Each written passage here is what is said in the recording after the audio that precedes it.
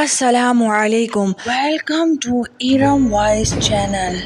پیارے محترم ناظرین، ایک ایسے نوجوان کی کہانی جسے جادو ٹونا گھٹی میں پلایا گیا تھا۔ اس نے ہوش سنبھال تو اپنے ارد گرد کالے کرتوتوں والوں کو پلایا، یوں یہ کالا علم اس کی رگ رگ میں سرایت کر گیا تھا۔ پھر ایک حسین چہرہ اس کے دل میں اترتا چلا گیا۔ پھر کیا ہوا؟ تو چلتے ہیں اپنے داستان کی طرف۔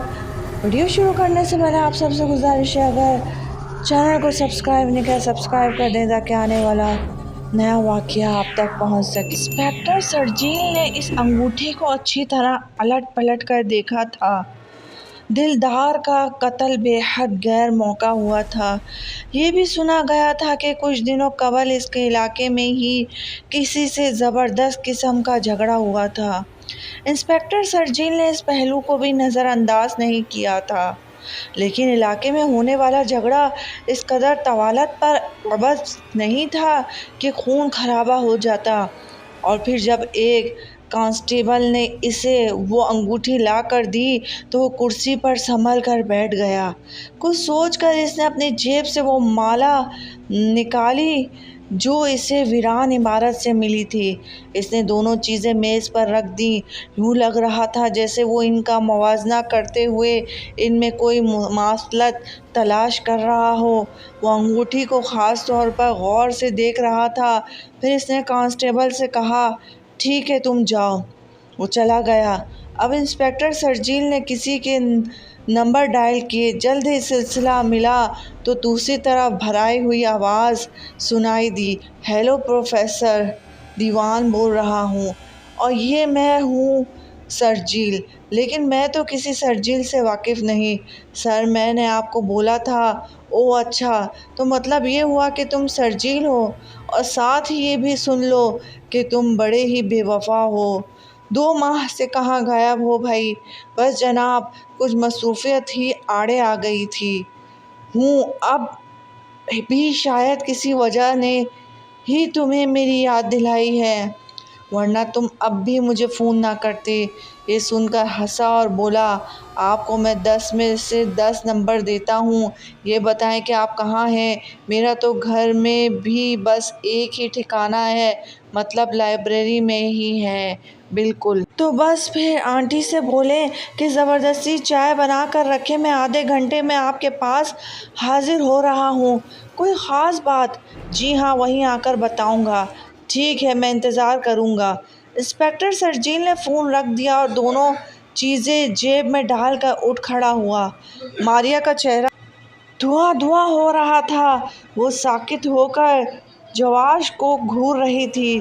پھر اس کے منہ سے نکلا، اس بات کا مطلب تو بے حد خطرناک ہے۔ ہاں، جواش نے لمبی سانس بھر کر کہا، اس میں کوئی شک نہیں ہے، اور میں آج تمہیں یہ بات بھی بتا دوں کہ گرو جی کی گردن پر صرف یہی خون نہیں ہے، وہ اس سے قبل بھی ایک شخص کو موت کے حوالے کر چکے ہیں۔ اف میرے خدا، ماریا کے منہ سے نکلا۔ جواش فوراً ہی چونک کر بولا، خدا کا لفظ گرو جی کو پسند نہیں ہے، ان کے سامنے خود کو قابو میں رکھنا، وہ تو مجھے انسان ہی نہیں لگتا۔ ماریا تیز لہجے میں بولی، پہلے کی اور بات تھی، لیکن اب نادر کے ہوتے ہوئے میں اس شخص کا وجود برداشت نہیں کر سکتی۔ جس طرح بھی ممکن ہو مجھے اس شخص سے کہیں دور لے چلو۔ فی الحال یہ ناممکن ہے ماریا۔ جواش بولا، ہاں، میں وعدہ کرتا ہوں کہ اپنی پوری کوشش کروں گا۔ ماریا کچھ نہ بولی۔ تھوڑی دیر تک موت کی سی خاموشی طاری رہی۔ نادر بھی نہانے کے بعد اب سکون سے سو رہا تھا۔ کچھ دیر کے بعد ماریا ہی بولی، آخر گرو جی کو کیا مل رہا ہے لوگوں کا خون کر کے، اس کے گھر اجاڑ کے؟ وہ شیطان کا پرستار ہے، اور شیطان کا بس یہی کام ہوتا ہے۔ میں عملیات کی وجہ سے گرو جی سے جڑا تھا، لیکن یہ حقیقت مجھ پر بعد میں کھلی کہ وہ اصل میں شیطان کا پجاری ہے، وہ خود بھی ایک چلتا پھرتا شیطان ہے۔ کاش میں نادر کو اس کے چنگل سے نکال سکوں۔ جواش نے کوئی جواب نہیں دیا تھا۔ یہ خبر شاہ عبدل اور ایمان سے کس طرح چھپی رہ سکتی تھی۔ چنانچہ دونوں ہی کسی اطلاع کے بغیر دردانہ کے گھر میں پہنچ گئے۔ شاہ عبدال کے تاثرات کچھ اچھے نہیں تھے۔ انہوں نے آتے ہی دردانہ سے نرم گرم لہجے میں کہا، مجھے تم سے یہ توقع نہیں تھی، تمہاری ذرا سی لاپرواہی نے سب کچھ برباد کر دیا۔ دردانہ کچھ کہنے ہی والی تھی کہ تانیہ بول پڑی، آپ دردانہ کو کچھ نہ بولیں، اس بیچاری نے نہ تو لاپرواہی کی ہے اور نہ ہی مجھے کبھی کمتر سمجھا۔ اس میں کوئی شک نہیں ہے کہ اس نے مجھے سگی بہنوں جیسا پیار دیا ہے۔ شاہ عبدال تھوڑی دیر کے لیے خاموش ہو گئے۔ تانیہ نے دردانہ کو کچھ کہنے اور صفائی پیش کرنے کا موقع ہی نہیں دیا تھا، تو پھر آخر ایسا کیوں ہوا؟ ایمان بولے، دراصل جو میرا دشمن ہے اس کی چالاکی اور طاقت کا اندازہ لگانا مشکل ہے۔ میں اس گھر میں بھی محفوظ تھی اور میرے لیے ہاسٹل میں بھائی صاحب نے خاص انتظام کرایا تھا، لیکن اس شیطان نے درمیانی راستہ اختیار کیا۔ درمیانی راستہ؟ ان دونوں کے منہ سے نکلا۔ جی ہاں، تانیہ کی آواز بھر آ گئی۔ اس نے گھر اور ہاسٹل کے درمیان رہ کر میرے بچے کو مجھ سے چھین لیا۔ آہ! ایمان نے فوراً ہی اٹھ کر اسے گلے سے لگایا۔ پریشان نہ ہو میری بچی، سب ٹھیک ہو جائے گا۔ میں کامران کو اچھی طرح جانتی ہوں، وہ خود تو یہاں موجود نہیں ہے، لیکن مجھے پوری امید ہے کہ وہ یہ معاملہ کسی اہم افسر کے ہاتھ میں ہی دے گا۔ میرا دل کہہ رہا ہے کہ تمہارا بچہ جلد ہی تمہیں واپس ملے گا۔ گرو جی کچھ دیر تک اسی حال میں رہا، جیسے اسے پتھر کے بت کی طرح کوئی اسے بھی جادو کے زور سے پتھر کا بنا کے چلا گیا ہو۔ پھر یکدم ہی جیسے اسے ہوش آیا اور مورتی کی طرف جھپٹا، اس نے فوراً ہی اسے اٹھا کر آنکھوں سے لگایا تھا۔ پھر وہ زیر لب بڑبڑایا اور بولا، ضرور مجھ سے کوئی غلطی ہوئی ہے۔ عین اسی وقت ایک زوردار قہقہ گونجا اور گرو جی چونک کر چاروں طرف دیکھنے لگے۔ تم تو سرتاپا غلطی کا اعلیٰ نمونہ ہو گرو۔ وہ اس آواز کو اچھی طرح پہچانتا تھا۔ تم یہاں پر آ گئے؟ ہاں، کیونکہ میں نے تمہیں مہلت دی ہے، شکست نہیں۔ وہی آواز گونجی، تم اپنی ہی شکست کے منتظر ہو۔ وہ دنیا میں قدم رکھ چکا ہے جو تم سے مقابل کرے گا۔ تم اب بھی ہوش کے ناخن لے لو بوڑھے۔ گھسیلی آواز تھی، میں تمہاری ہر حرکت سے آشنا ہوں۔ تم اندھے ہو چکے ہو، بلکہ بہرے اور گونگے بھی، کیونکہ تمہیں اچھا اور سیدھا راستہ دکھائی نہیں دے رہا۔ تمہیں عرصہ دراز سے میری آواز سنائی نہیں دے رہی اور تم رب العزت کی وحدانیت اور حکومت کا نعرہ نہیں لگا پا رہے۔ تو سوچ لو، ہو گیا ماتم، اندھے، گونگے اور بہرے۔ یہ تمہاری بھول ہے، میں ایک طاقت ہوں۔ اگر تم مجھ سے ہر وقت باخبر ہو تو پھر بھی دیکھ رہے ہو کہ کس طرح مکھن سے بال نکالا ہے۔ اگر تم طاقت ہو، تم مجھ سے مقابلہ کیوں نہیں کرتے؟ طنزیہ انداز میں کہا گیا۔ گرو جی چند لمحے خاموش رہا اور بولا، میں یہ تسلیم کر چکا ہوں کہ تم سے شکست کھا جاؤں گا، اس لیے میں کبھی تمہیں للکارتا نہیں ہوں۔ میں جانتا ہوں کہ تم روحانی طاقت ہو۔ کتنے ڈھیٹ ہو تم! ہنس کر کہا گیا۔ ایک طرف انکار بھی کرتے ہو اور دوسری طرف مانتے بھی ہو، واہ! تم چاہتے کیا ہو؟ گرو جی منہ بنا کر بولا، میں چاہتا ہوں کہ تم انسان بن جاؤ۔ دیکھ لو، جس کی تم اب تک چاپلوسی کر رہے تھے وہ کس طرح سے بے جان ہو کر گر پڑا ہے۔ اصل کو تو میں مخاطب کرنے کے قابل بھی نہیں ہوں۔ گرو جی کے لہجے میں عقیدت تھی، میرا کام تو ان کی تصویروں سے ہی نکل جانا تھا۔ یہ سن کر روحانی طاقت کے گلے سے قہقہ بلند ہوا اور وہ بولا، اتنا اندھا یقین تو رب پر کرتا تو نہ جانے کہاں سے کہاں ہو جاتا۔ تو لوگوں کے خون سے اپنا چہرہ دھو رہا ہے۔ یہ سن کر گرو جی چونک اٹھا اور بولا، تم یہ بھی جانتے ہو؟ ہاں، جواب ملا، تمہارے سارے جرائم میرے علم میں ہیں۔ میں خود بھی یہی چاہتا ہوں کہ تم اپنے اوپر گناہوں کا انبار لاد لو تاکہ وقت مقرر پر تمہیں عالیشان قسم کی سزا سے نوازا جائے۔ چلے جاؤ تم نے میری عبادت میں خلل ڈالا ہے۔ ہاں، جا رہا ہوں۔ اس پتھر سے پھوڑو اپنا سر، طنزیہ لہجے میں جواب ملا اور لعنت کا توق اپنے گلے میں لٹکا کے رکھو۔ تم ہو کون؟ آج تک تم نے بتایا نہیں، اب تمہارے سپوت کو ہی بتاؤں گا کہ میں کون ہوں، اور میری یہ خواہش بھی ہے کہ جب تک تم بھی زندہ ہو۔ اس کے جانے کے بعد کافی دیر تک گرو جی کے ہونٹ دائرے کی شکل میں بنے رہے، پھر وہ کندھے اچکا کر دوبارہ مورتی کی چاپلوسی میں محو ہو گئے۔ پروفیسر دیوان نے ان دونوں چیزوں کو الٹ پلٹ کر دیکھا تھا اور بولا، یہ دونوں ہی ہاتھی دانت سے بنی ہوئی ہیں۔ واہ جناب عالی، میں آپ کے پاس ہاتھی کی وجہ سے نہیں آیا، انسپکٹر شرجیل نے مسکراتے ہوئے کہا۔ اچھا تو پھر میں یہ جاننا چاہتا ہوں کہ کیا ان چیزوں کا کسی خاص جانب اشارہ ہے؟ اوہ اچھا پروفیسر دیوان چونکے، پھر وہ دوبارہ اس کی انگوٹھی اور مالا کی طرف متوجہ ہوا۔ اتنی دیر میں پروفیسر کی بیگم چائے کی ٹرے کے ساتھ کھانے پینے کا کچھ سامان لے کر لائبریری میں داخل ہوئیں۔ شرجیل فوراً ہی بولا، آنٹی صرف چائے کی بات ہوئی تھی؟ ہاں، چائے تمہاری طرف سے اور باقی چیزیں میری طرف سے، وہ مسکراتے ہوئے بولی۔ تم کون سا روز روز آتے ہو؟ مطلب روز آؤں گا تو صرف چائے ملے گی، وہ فوراً بولا۔ پروفیسر کی بیگم مسکراتے ہوئے چلی گئی اور پروفیسر نے کافی باریک بینی کے بعد سر اٹھاتے ہوئے کہا، یہ انگوٹھی اس بات کا اشارہ دے رہی ہے کہ کسی شیطانی اعظم شخص کی ملکیت ہے۔ مطلب یہ کہ اس پر جو تصویر کندہ ہے وہ شیطان کی خیالی تصویر ہے، اور یہ انہی لوگوں کے پاس ہوتی ہے جو شیطان کے پجاری ہوں۔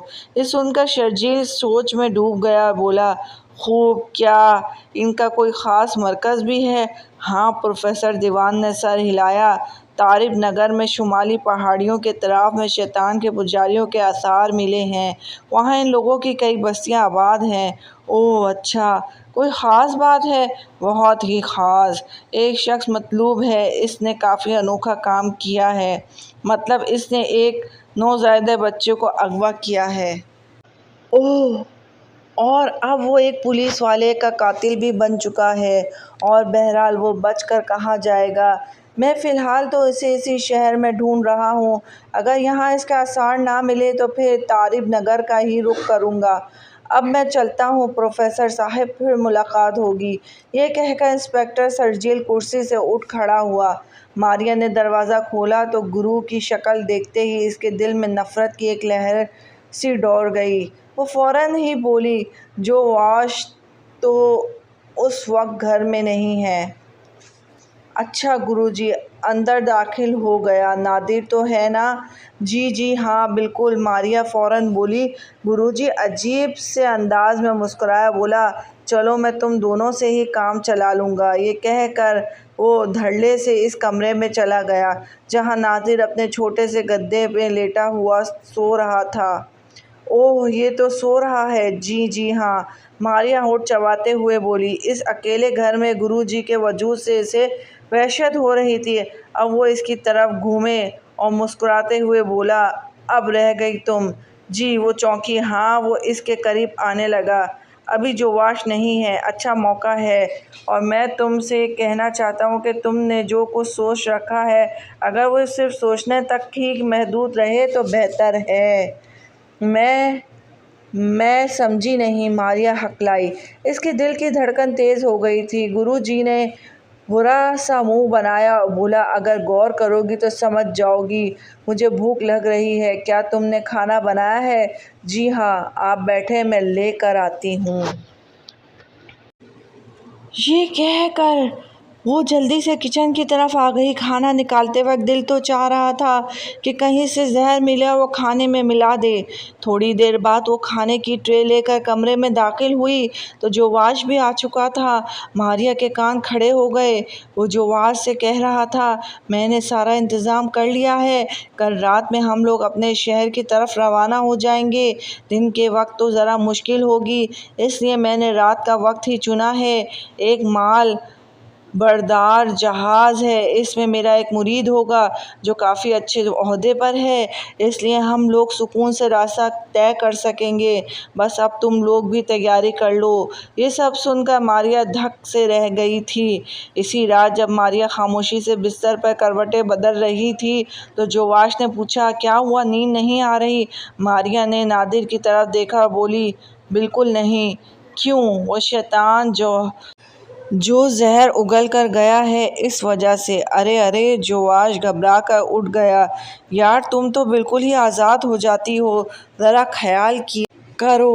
ماریا نے کوئی جواب نہیں دیا، وہ اب چھت کو گھور رہی تھی۔ ہاں، کل ہم لوگ واپس چلے جائیں گے، جواش خود ہی بولا۔ میں نادر کا کیا کروں گی؟ ماریا سوئے ہوئے بچے کے گال کو سہلاتے ہوئے بولی۔ کیا مطلب؟ جواش حیرت سے بولا۔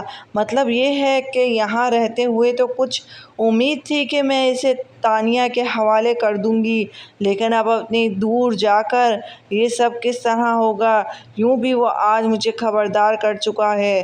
خبردار کیا مطلب؟ جواش چونکا۔ ماریا نے ایک طویل سانس لی اور بولی، لگتا ہے وہ میرے سامنے آ کر میرا چہرہ پڑھ لیتا ہے۔ ہوا کیا تھا؟ جواباً ماریا نے گرو جی کی باتیں دہرا دیں۔ جواش کے ماتھے پر سوج کی شکنیں ابھر آئیں۔ وہ بولا، اب تم اندازہ کر لو کہ ہم لوگ کس طرح جال میں جکڑے ہوئے ہیں، یعنی ہم پروں کی پھیلا کر انہیں پھڑپھڑا تو سکتے ہیں لیکن اڑ نہیں سکتے۔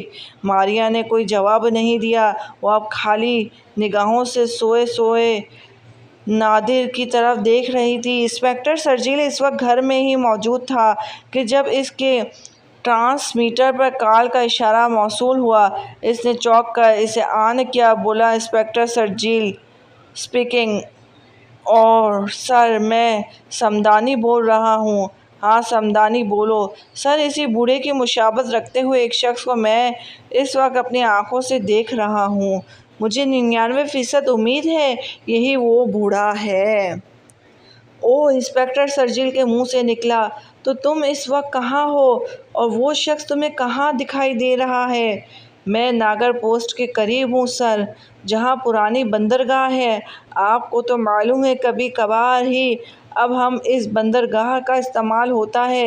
اتفاق سے چیکنگ پوسٹ پر موجود ہوں اور ابھی تھوڑی دیر پہلے ہی راحیل کی نگرانی میں ایک چھوٹی سی فیملی ایک ایسے جہاز پر سوار ہوئی ہے کہ جس میں بار برداری کا کچھ مال بھی موجود ہے۔